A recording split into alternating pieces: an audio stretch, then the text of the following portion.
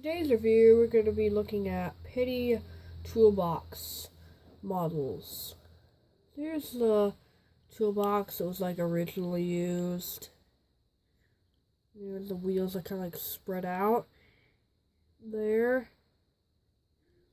There's always, you probably can't see it on camera, but there is a line right there that held it together.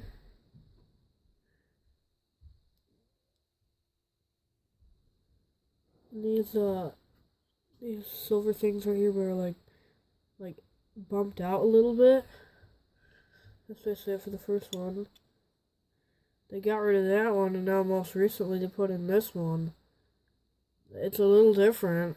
The wheels are thinner and they're not spread out. Well, they still kept the silver line drawers.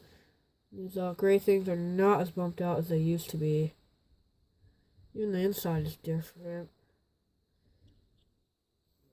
The other one, there you can see it's a little different. That's basically it for the Pitty toolbox models there. I'll see you next time.